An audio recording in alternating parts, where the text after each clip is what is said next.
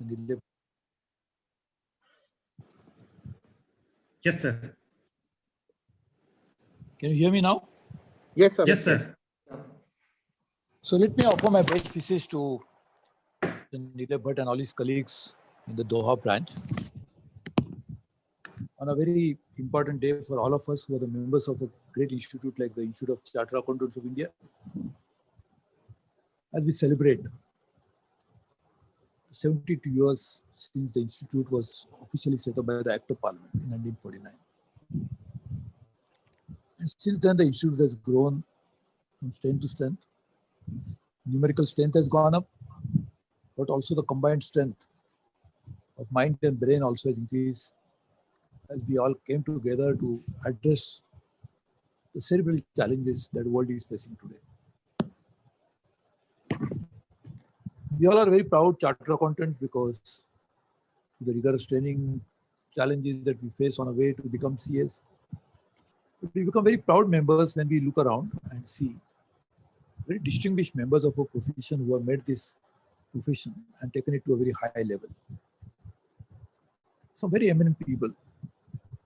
I remember when I was growing up, Mr. S.D. Malikam was one of the top class professional chartered accountant. And there are many others. They used to be making a young person like me feel so proud of being a member of this great fraternity. And today, the chartered accountants are touching each and every aspect of economic life of India. But then there are other members of our institute who went abroad. That was not the case when I was growing up. In fact, there is an interesting story. It's a real story. In 1977, when I became chartered accountant, a very close family friend who was a very flourishing, he had a very big business in Abu Dhabi, a very most respected Indian at that particular time in that part of the world, not just in Abu Dhabi, but all over the Middle East, very influential. He had offered me a position to join him in his business, business partner, and to look after the strength of chartered accountant to bring it to his, because he was growing was fast. It became a very booming business because at that time even the entire Middle East was booming. But I couldn't come. I couldn't join him. But point I was saying was then there was, when I became chartered accountant, there were not so many who were going abroad. Today, the chartered accountants are actually in almost all parts of the world.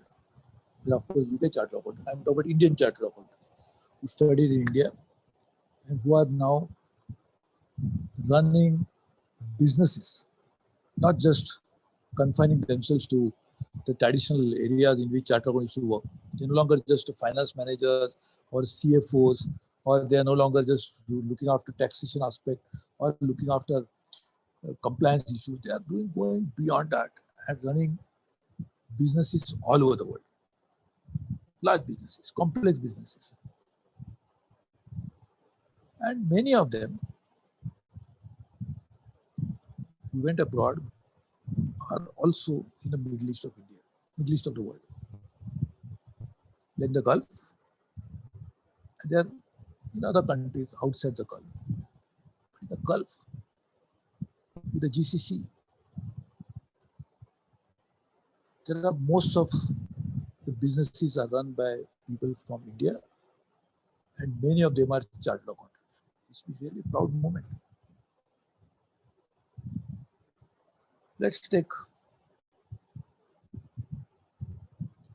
the example of Qatar. We are from Doha branch. Qatar displayed a lot of entrepreneurship at the state level. And Qatar realized that their core strength lies in supplying gas to the world. They started investing into LNG infrastructure.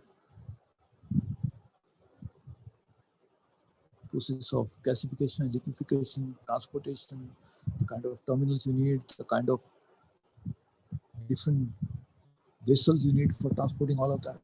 And they started supplying gas to the whole world. And the infrastructure was an indication that it was a display, the kind of foresight the state leadership had. The gas went Europe, North America, that part of the world, Asia, Africa, many countries.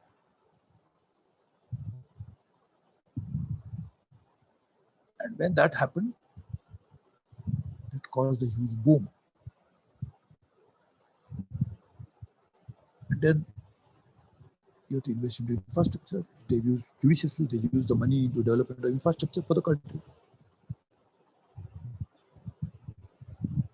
And to manage all that, you need charter accountants.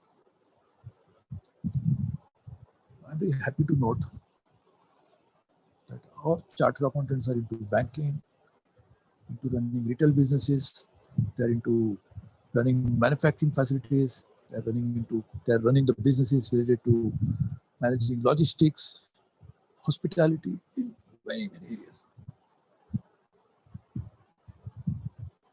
And if you really want to record the contribution of charter accountant, that will go run parallelly with the stupendous growth that the Middle East has registered in economic development. So the history of Middle East economic growth cannot be written without mentioning with golden letters the contribution of Indians, and in Indians, even more of chartered accountants. Chartered accountants may be few in numbers as compared to the number of Indians who work in the entire Middle East and the Gulf. But they are at the right places, at the critical places, and they help running those businesses. You won't realize the geopolitics of the world is changing very fast. India, we have to build good relationships with many, many countries in the world to promote India's domestic interest. We need FDI, we need technologies, we need superior management practices, we need to be part of global value chains and supply chains, we need to have access to critical raw materials, critical source of energy, we need many things.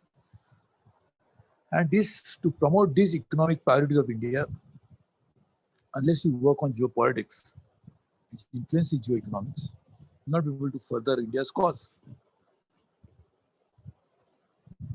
When you are pursuing geopolitics,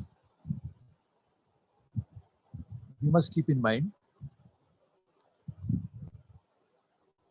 that geopolitics means the people in those countries where we are trying to pursue political interests will have many options to work with many countries in the world. When they choose a particular country over the others, if there are competing opportunities, that selection is made on many important considerations. Because as we promote our domestic interests in India, that country with whom we are trying to develop relationships will also look at their own domestic interests. And their foreign policy will be guided by these domestic interests significantly, as always all the countries do. India has a lot of interest in the Middle East, huge interest. One large number of Indians are working there. Energy security, because most of the energy supplies come from there. Much investment comes from there. Our external balance of account is influenced by Middle East because the type of remittances we get from there. So Middle East is very important. Geopolitically on a completely different consideration because that's the most volatile part of the world. But when we talk about India's priority in the Middle East engagement with India will happen on many considerations, as I said, not just one, but one of the considerations that we will always have is that because Indians run that Middle East so effectively and so efficiently, and has brought prosperity to the Middle East in our humble contribution made by the Indian community, particularly by Chartered Accountants. There, one of the considerations for them to engage with India more proactively will be the Indians' contribution there. So you can imagine, the Chartered Accountants have played a key role and will continue to do that more and more to have some part of the decision-making process on the part of the rulers of that part to engage more with India and to look at India more favorably. So you must keep this in mind, that our Indian chartered accountants working in the Middle East are also promoting significant part of India's interest, not just by remitting money back home, not just by ensuring that India energy security is guaranteed, but by ensuring political influence indirectly. You don't do politics there. I know about it, and that is a good thing. You should not do politics on foreign soil. But by your own sheer hard work, sincerity, contribution that you made toward development of this, it has a huge positive impact on the foreign policy of those countries. You are, each one of you are the ambassadors of India. Your contribution is significant. Therefore, as a fellow chartered accountant, I really feel proud of you as a fellow Indian. You are furthering the cause of India. You are the flag bearers of India. In many ways, I mentioned a few of them.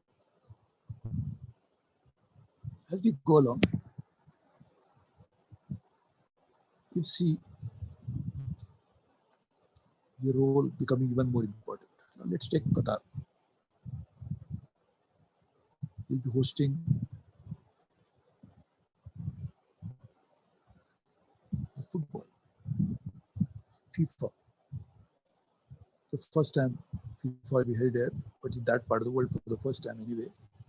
And that itself is a very significant recognition of the importance of Middle East in the whole world. It is happening at a time when many other countries in the world have discovered gas. Even in the Mediterranean, even offshore gas has been discovered even by Israel, and they want to export. Far away, Australia is becoming a large maker of gas because they have discovered. US, that fracking technology has changed the entire face of the gas industry. The shale gas and shale oil, of course, particularly in relation to Qatari shale gas, found in US is changing the entire face of the gas industry of the world. That is going to have a huge impact on the economy of Qatar. And I'm very happy to see that Qataris resilience they're showing. And that time when the Olympics, the rather FIFA will be held, is again is a looming reality behind this, the changing face of the gas economy of the world. And at that time, Qatar will have to think about new ways of growth. Who could do it better than you chartered accountants? If you can come together, Doha branch of chartered accountants must organize itself,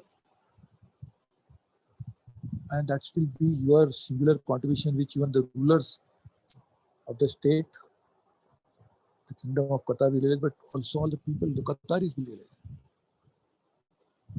And once you do that, even the other countries in the region and outside will feel, oh, Indians who do this, though they were not required to do this, because they had a job, they were working for a particular company.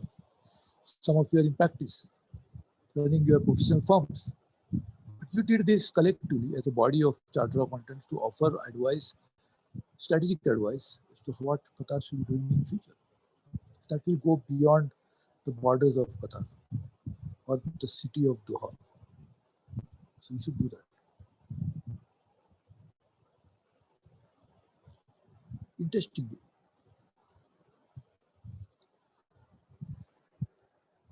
this is happening also at a time when there are some other international interesting developments. One, climate change,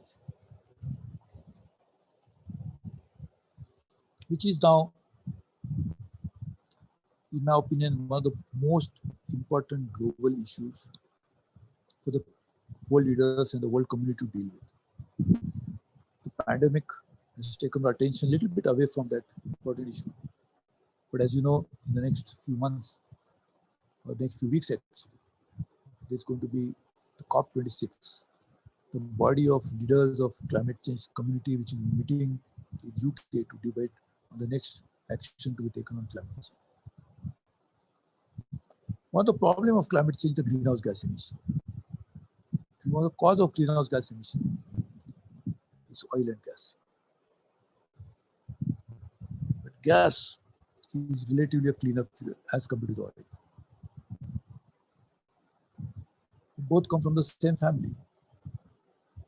So world is going to be moving away into cleaner fuels. The US new President Biden, has already announced a huge action to decarbonize the economy. And the world leaders have joined President Biden into doing the same thing. There's a new talk about zero carbon,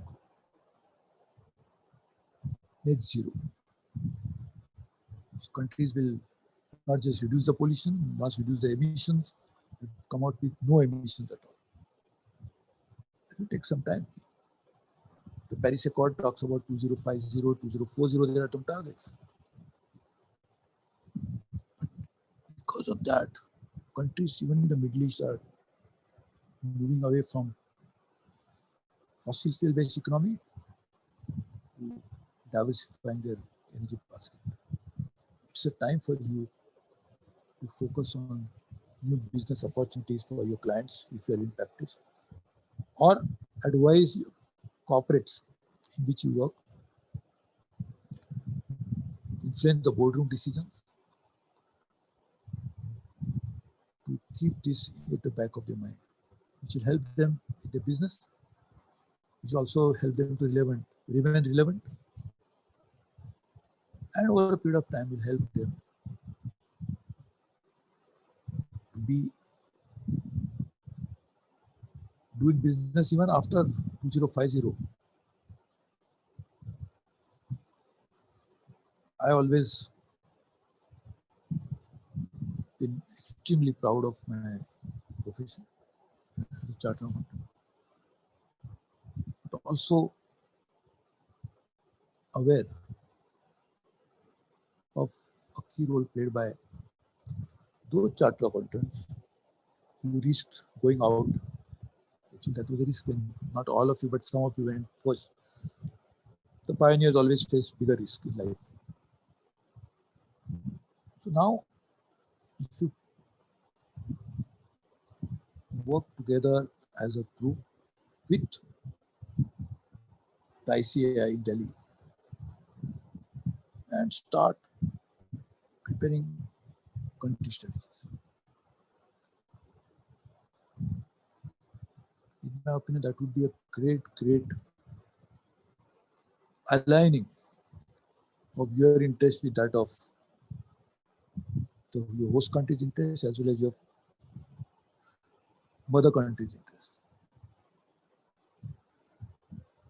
There is a great changing world which is happening around us. It always changes. But if you don't change with the world, you get realized. Now the challenge for us is